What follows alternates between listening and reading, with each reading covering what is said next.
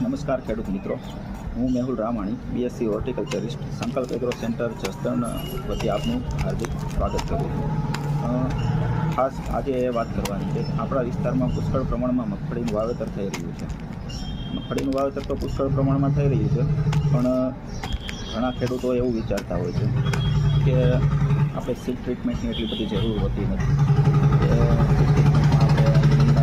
આવતો હોય કે કાળી ફૂગનો પ્રશ્ન આવતો હોય તો ઘણા ખેડૂતો એવું વિચારતા હોય છે કે આપણે પટ મારવું નથી, પટ મારવાથી ઉગાવવામાં ઘણી તકલીફ આવતી હોય છે કે બિયારણ ઉપર કવર થઈ જતું હોય છે, એના કારણે પટ નથી મારતા.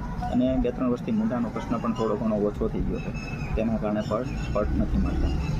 પણ ખેડૂત મિત્રો, વાત એ કરવાની છે કે ખરેખર મૂંડાનો અને કાળી ફૂગનો આ બંનેનો પટ મારવો આપણા મગફળીના પાક માટે ખૂબ જ જરૂરી છે. શાના કારણે જરૂરી છે કે મૂંડા છે, મૂંડાના જે ઢાલિયા છે, મૂંડાના જે કોસેટા છે એ આપણી જમીનમાં ઓલરેડી પડેલા જ છે.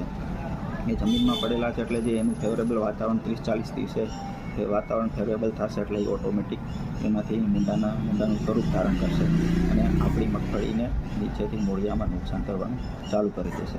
તો તેના કારણે ખાસ કરીને મૂંડાનો પટ મારો, જેથી કરીને ધારો કે મૂંડાનો પ્રશ્ન આવ્યો આપણી જમીનમાં, આપણા પાકને નુકસાન કરવાનું ચાલુ કર્યું, તો એ સમયે આપણે જે પટ માર્યો હોય છે તે આપણા પાકને એક રક્ષણ પ્રદાન કરશે.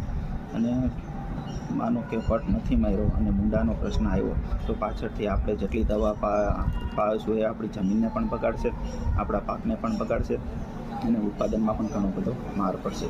તો ખાસ કરીને મૂંડાનો પટ મારો.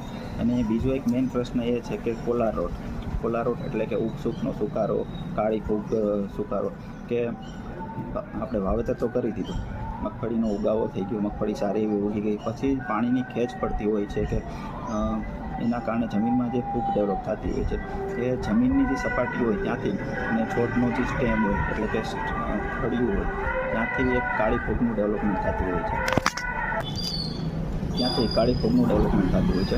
એટલે કે કાળી ફૂગ લાગવાથી છોડ ત્યાંથી ધીમે ધીમે કરીને સુકાઈ જાય છે અને આપણે મોટું નુકસાન થતું હોય છે.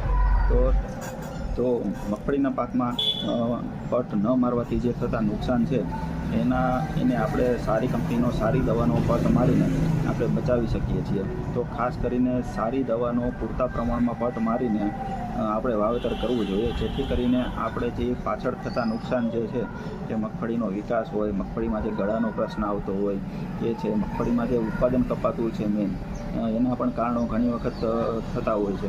તો આ બધા પ્રશ્નથી આપણે આપણી મગફળીને બચાવી શકીએ છીએ. અને પટ મારવાથી જમીનમાં રહેલી જીવાત છે, મૂંડા છે, જમીનમાં કાળી ફૂગનો પ્રશ્ન છે, આ બધાનો આપણે એકસાથે નિરાકરણ કરી શકીએ છીએ.